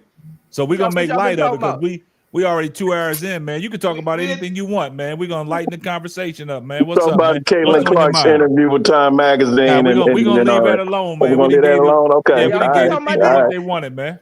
All right. Oh well, no, they had her on CNN. And Yeah, they had her on CNN, man, and everything. Yeah, MSNBC and whatnot.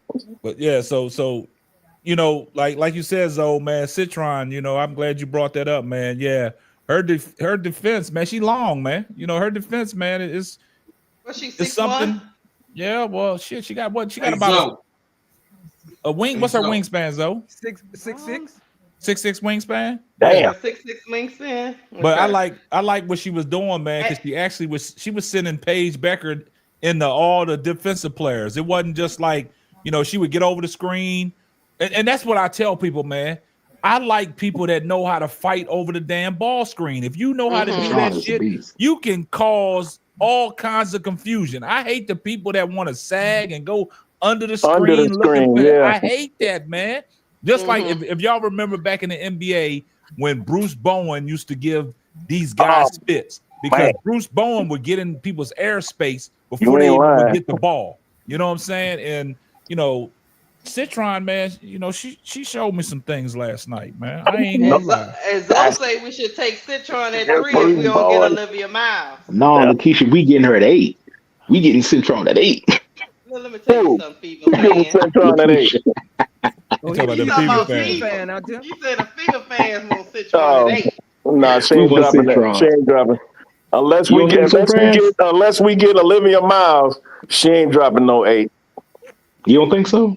What if Lajay comes out? If Olivia Miles goes second, the Sky should get Centron. Because she fits what Pagliocca said when he said he wants guards or wing players rather that are 6 foot and up, long, and can play defense. That's Centron all day, every day. The Chicago Sky don't get Citron. She going to the Mystics. You keep forgetting the Mystics Right. got 2 picks inside the top 5. I mean, Right. I don't think she's gonna make it to your fever. Tim. Yeah, she ain't gonna Yeah, make she it. is. She ain't gonna drop to no 8.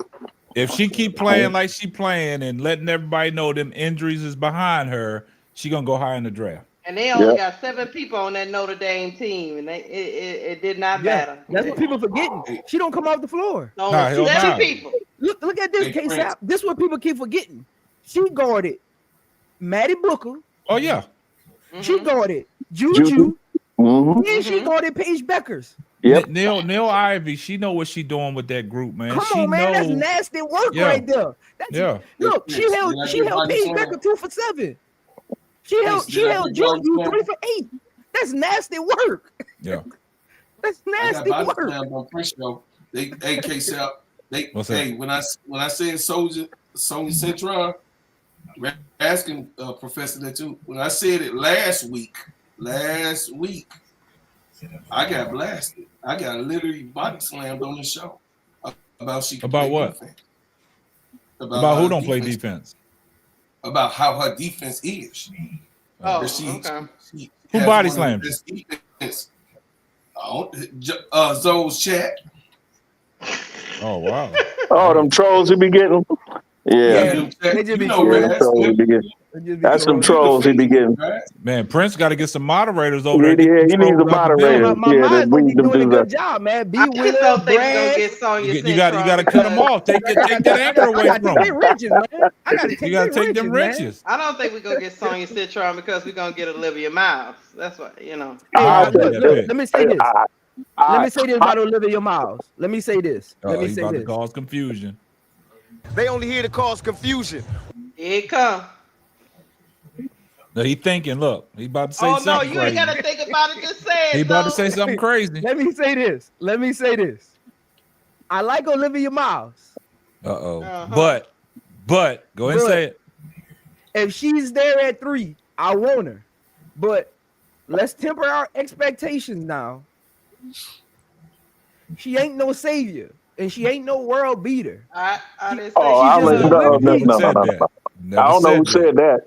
She's just a good piece. Everybody keep talking Olivia Miles a bust. When did Olivia Miles become I ain't never say that. I don't know. I don't know who said that. Yeah, I don't know who said that. K-Tab, you know I do my homework. I went all the way back to her college career. I'm Okay. trying to figure out when she became her. That's what I'm trying to figure out. I'm trying to figure out where it became Olivia Miles a bust, where Citron can't even be a thought. Who said it was Olivia That's Miles? what I'm trying to figure out. I'm trying to figure out where it what come he from. trying to say, and what he trying to say, K-Sep, and he trying to dress it up. He trying to say that he would take Sonya Citron over Olivia Miles, but he don't want to just have the gumption to come out and say it. You know, he trying to Stand on what you believe in, Zoe. You one of them ones. Stand on it. Hey, look, I'm just saying. Just like Uncle J.E. Just like Uncle J.E. says Centron is terrible, and he stands on it. Stand on it that you like Centron better than Olivia Miles. So Zoe, let me ask you this, Zoe. Think about it like this, K-Sap. No, hold Think up. about it Hold like up, this. hold up, Zoe. Before you get off into, let me ask you a question. Let me ask you this. Put your general manager hat on, right? Out of everybody that's declaring themselves for the draft, and you say take Olivia Miles out the equation because you said she's not the end all be all. Who's your pick? Citron. Okay. Now, if Citron's your pick, what you doing at number 10? I'm going to get Sellers. Who are we doing? Cheyenne Sellers. I'm going to get Cheyenne Sellers. That's Maryland's point guard. What we doing? I'm getting 6'1" and 6'2" in this draft. What are we doing? I'm getting 6'1" and Zoe. 6'2". Zoe, come on, man. I'm getting 6'1" and 6'2". What are we Reel doing? reel that back, Zoe. What I told you, K-Sap. I told you. What are we doing? I'm getting 6'1" and 6'2". So you taking it because of the height.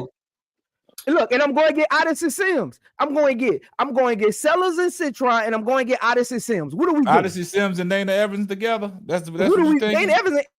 Dana Evans ain't gonna be there in case out of there. We cutting her. We getting her out of there.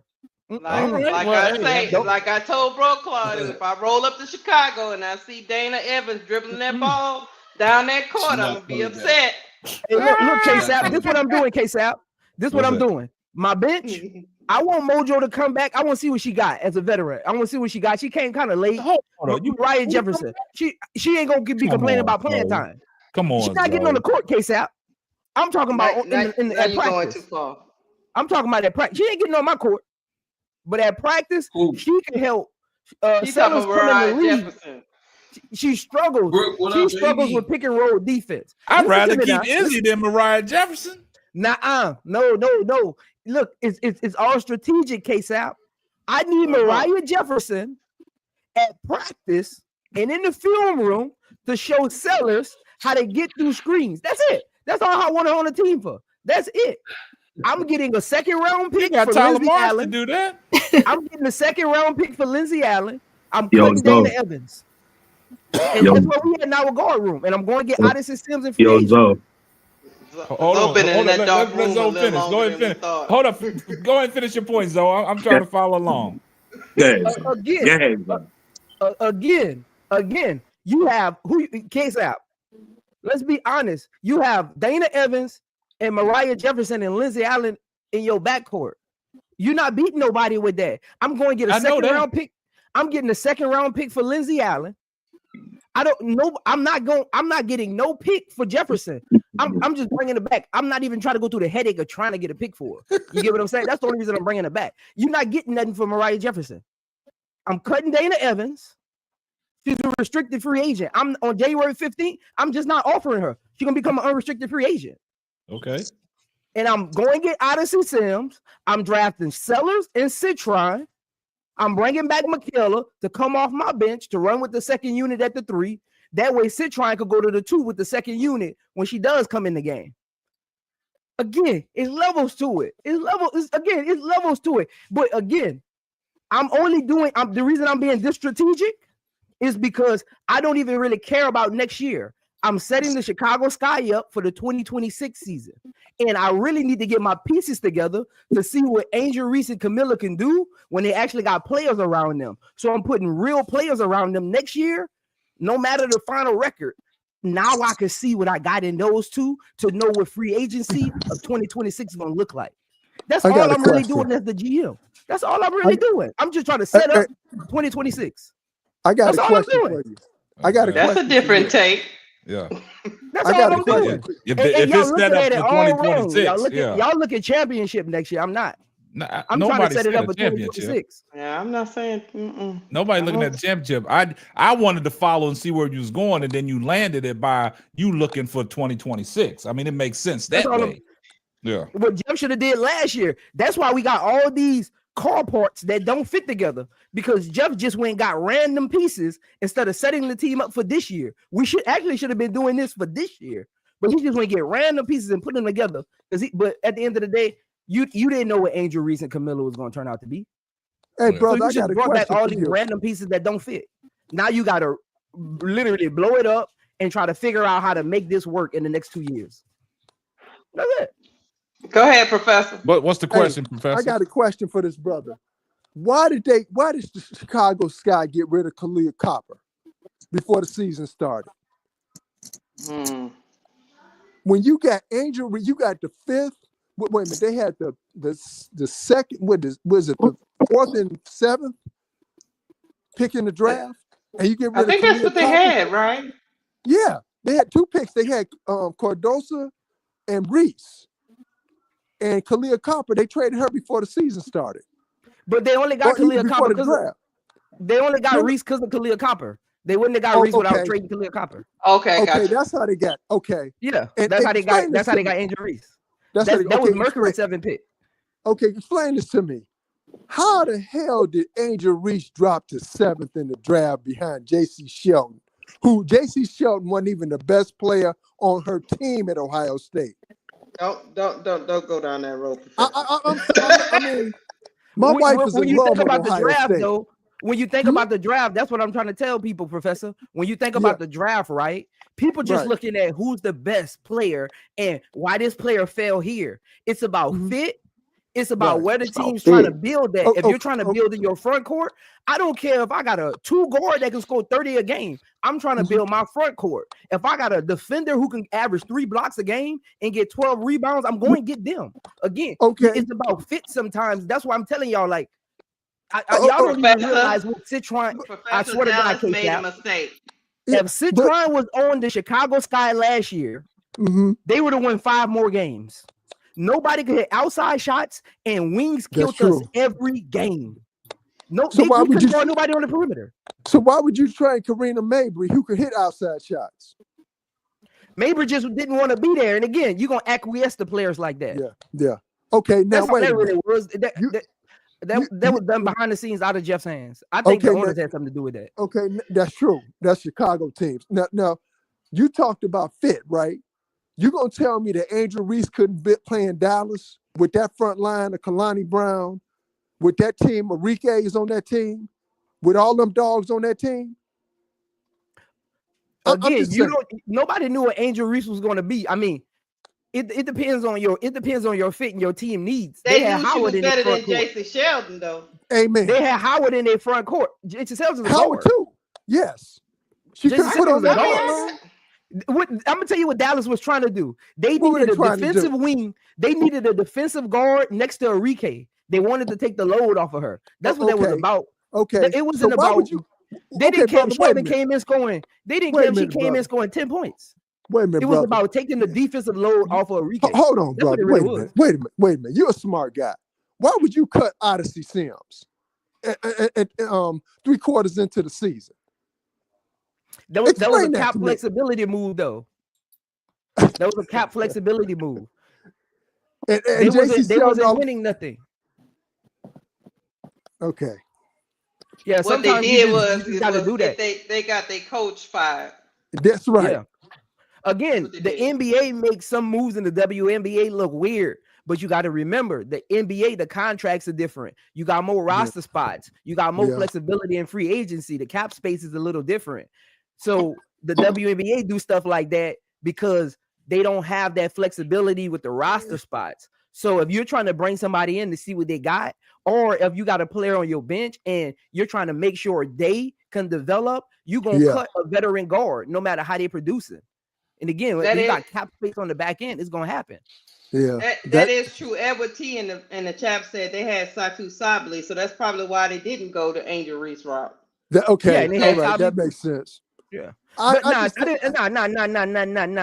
2 different games. You're not passing on Angel Reese for Sabli. Well, why was they were just saying that Sabli was already there. They didn't need an Angel Reese. No, that's what I'm saying. No, that ain't. It was Howard. It wasn't her. Oh, okay. Because that's either way they had somebody for that. Yeah, position. Satu is a stretch. She's a stretch 3. You're not passing on Angel Reese because you got Satu on your team. They can play together. Now, brother, you said something earlier. So you telling me that you're gonna pick Centron over Miles? She gonna be in Miles. You telling me Miles going in the 2nd round of the draft? Who, Olivia Miles? Yeah. Yeah. No. If we pass on her. No. Okay. I'm just making So you saying Washington will pick her right after we do what you say? Yeah. Yeah, Odyssey Sims top 4. Yeah. I mean, Olivia Miles top 4. Like, I mean, she ain't coming out of the top 4. I'm just saying, if you look at what Chicago Sky needs to do, they need to show up their perimeter, because you can have what I broke down games all last year. I'm a point guard. I watched the Chicago Sky. I think people are so honed in on Angel Reese and Camilla getting the ball in the paint that they just so fixated on we need a point guard. The problem was we couldn't outscore teams and our defense lacked. So you can't have both of those. Now all your flaws going to start to show. If we just had a competent point guard, I'm about to say we still it would have looked better. You got Angel Reese and Camilla who can run action from the elbow. You don't need a point guard with a high usage rate. You need a point guard that's competent enough to knock down a shot and make the right play. They don't got to average 10 assists a game. You just need a competent point guard to get the action started. That's it. You don't need to go super, super high. Just keep it clean and go from there. I guess you shut the professor down. Looked like he got bounced up out of here, huh? Oh no, he's still here. Somebody dropped off. Yeah, professor's still right It there. was Brooklyn. I think Brooklyn So dropped you off. don't think Oh, okay. you don't think Olivia Miles is that point guard that can do what you just said? What happened? You don't think Olivia Miles is the point guard that can do what you just said? Yeah, she can do what I just said. She can do what I just said. But again, I'm just looking at how the Chicago Sky looked last year from a floor leveling. A lot of fans, they just look at what they see on the TV from a floor level position. They needed wings, competent wings. Tell me this, and a lot of people don't even believe in Michaela. Didn't the Chicago Sky look way better when Michaela actually showed up? Yes. Mm-hmm. That's why a lot of people is so into Michaela, because when she did show up, Chicago Sky looked it good. And what position does Michaela play? The wing. 3. Chicago Sky didn't have perimeter wings. That's why it looked at all. The floor was imbalanced. So you When say you we don't have need the wings, the wing floor not more balanced. than the point guard? Is that what your They need wings philosophy more is? than the point guard. I'm telling you, you can bring in the best point guard in the league. That team will still look the same because everybody's just fixated on, we need somebody to get Angel Reese and Camilla the ball in the post. True. They both run the floor. True. They run the floor. Angel can run the floor. Wondering if some of these people play basketball, man. They run the floor. Yeah. I don't call Angel no set can play run for the them. floor. Yeah, I don't need to run a set play for Camilla or Angel Reese. Angel Reese is a workhorse. Yes. Camilla is 6'7". Go grab the board. Right. We ain't got to draw up a play for her. If Olivia is there, we take Olivia. If Olivia is there, we take Olivia. But I guarantee you, you're going to have some of the similar problems with the way that the sets are ran on defense if you don't show up your wings. You have no wings. Michaela is too slow-footed to do it by herself. Like, it's apples to oranges. It's apples to oranges. So there's no wings that give you that special buzz in your chest that's in free agency right now?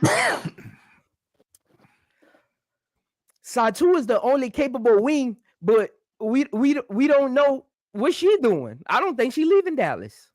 That's the reason why I would take either Centron or Miles at 3, and at 10, I'd take Sanaya Rivers. She is a defender extraordinaire, and she's long, she's athletic, and she can play defense. That would be my wing, and she's over 6 foot. She would be my wing defender at that 10 spot when we pick a number 10. I like Cheyenne Sellers, love Cheyenne Sellers, but if for what we need, like Zoe said, we need wing defenders, I would take Sanaya Rivers. Personally, that's my personal opinion. Y'all, look, Brooklyn. I played point guard.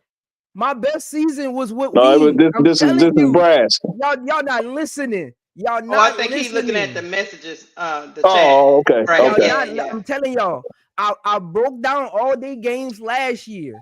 I kept saying, y'all think it's the point guard play. It's really not.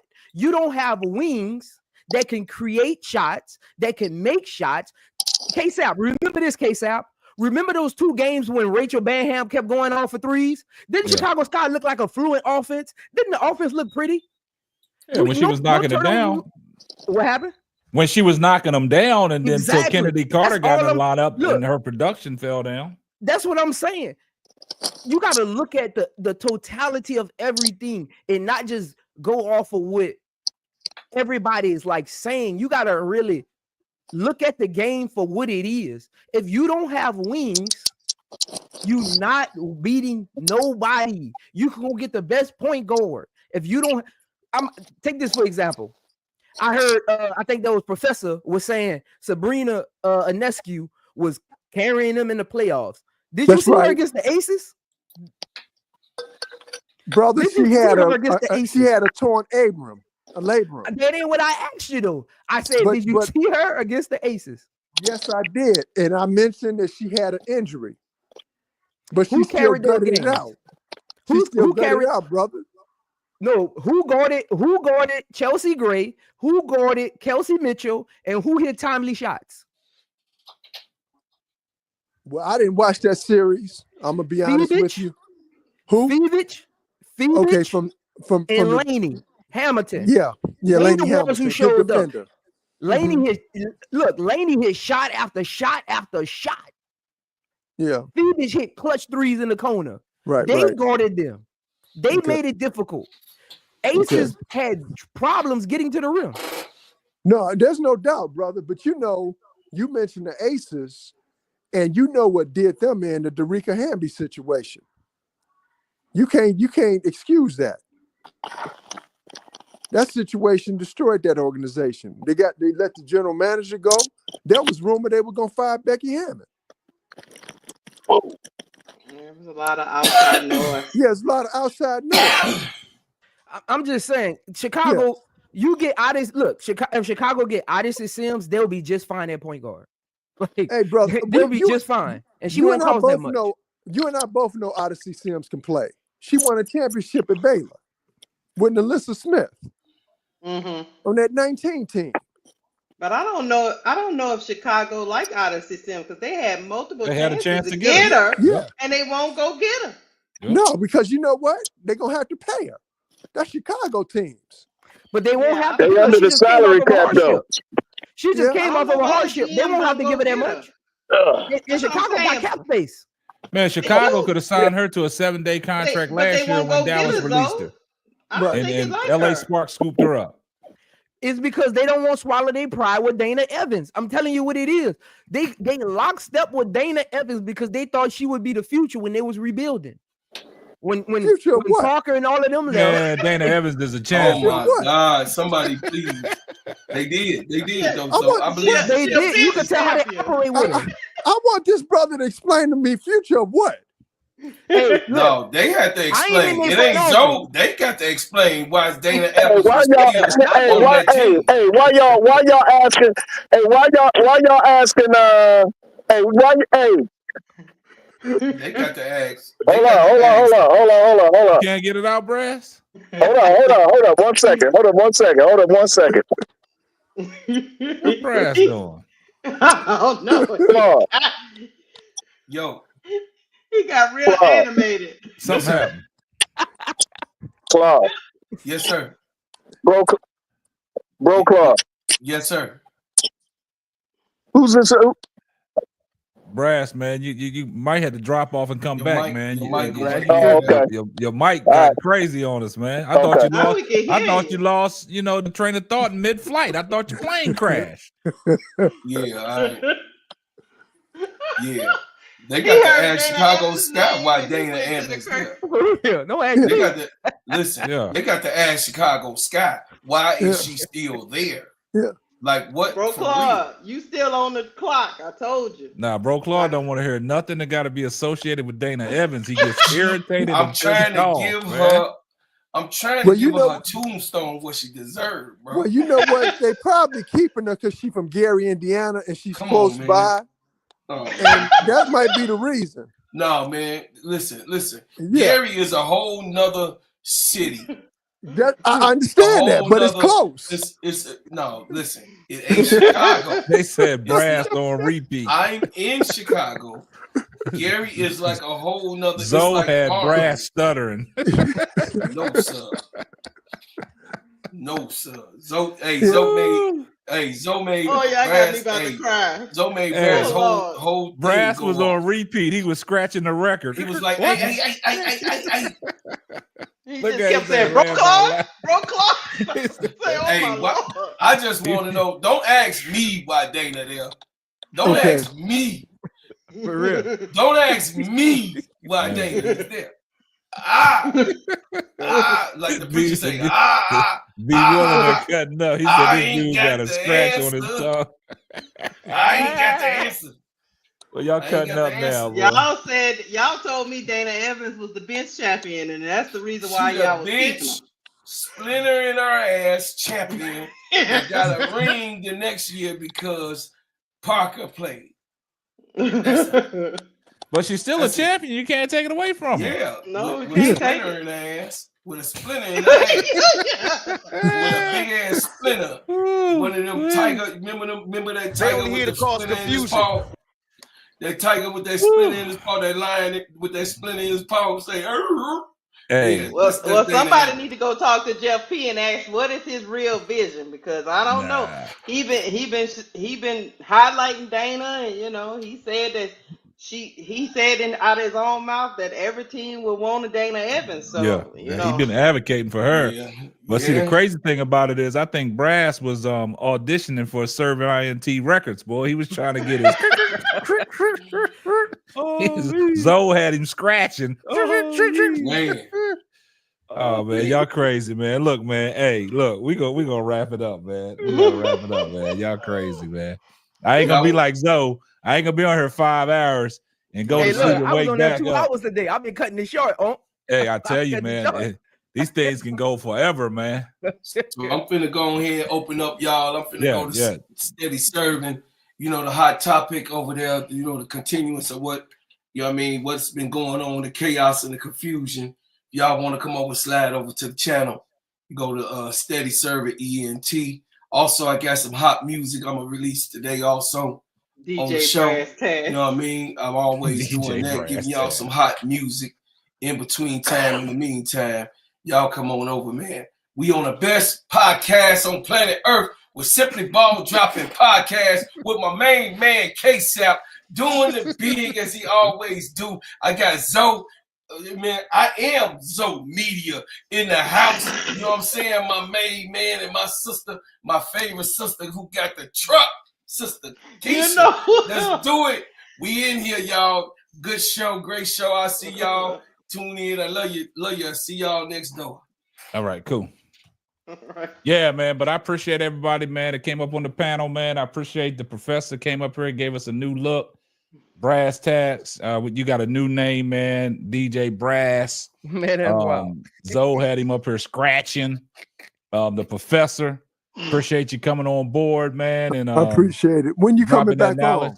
When you coming back on? We try to do it we try to get on here at least once a night. You know what I'm saying? Okay. So probably tomorrow night we'll come back up on here, but you'll see it if you get the notification, man. I get the notification. Yeah, normally I go live probably around about 7:38. So 7:30 Eastern time? Nah, Central Standard Time. Okay, right on. Okay, Yeah. okay, no problem. Right on. Yeah, all right. so but I appreciate everybody that tuned in, man. Zoe, man, appreciate you coming in here causing confusion. Yeah. That's all I came to do. Yeah, ain't nothing wrong with it, man. Hey, you starting to have that motion over there, man. You starting to have motion. You doing big things. So everybody that's not subscribed to I Am Zoe Media, I told you got to change that name.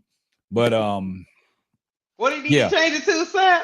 He got to change it to something, man. Citron Island or something. He got to be something, the film room or something. You know what I'm saying? But he doing big things over there. I think you almost at 500 subscribers, ain't you? Yeah, I'm like 16 away. Yeah, there you go, man. So if y'all not subscribed to I Am Zoe Media, make sure y'all go over there, hit that subscribe button. Hit that subscribe button. Turn them post notifications on so every time he drops a hot banger, right? Because YouTube is kind of finicky with these notifications, man. I know. We be live for about 2 hours, and somebody come in and say, "I'm just getting here. I ain't even get the notification." Well, YouTube be doing that, man. So if y'all locked in with us, man, y'all just gotta go up around the times that we say we go live and check on there and see if we live and come on in. You know what I'm saying? But Sister Lakeisha, as always, you know what I'm saying? You was the topic tonight. You did that. You know what I'm saying? You got the topics over, but appreciate everybody who was in the chat, all my moderators, all my members and stuff, man. Y'all keep doing what y'all doing. Keep being great. Keep elevating, man, and y'all enjoy y'all's Friday evening. And that's going to wrap up another episode of the Simply Ball Dropping Podcast. I'm your host and the man behind the mic, K-Sap. We're going to catch you on the next one. Deuces. Good night, everyone. Deuces.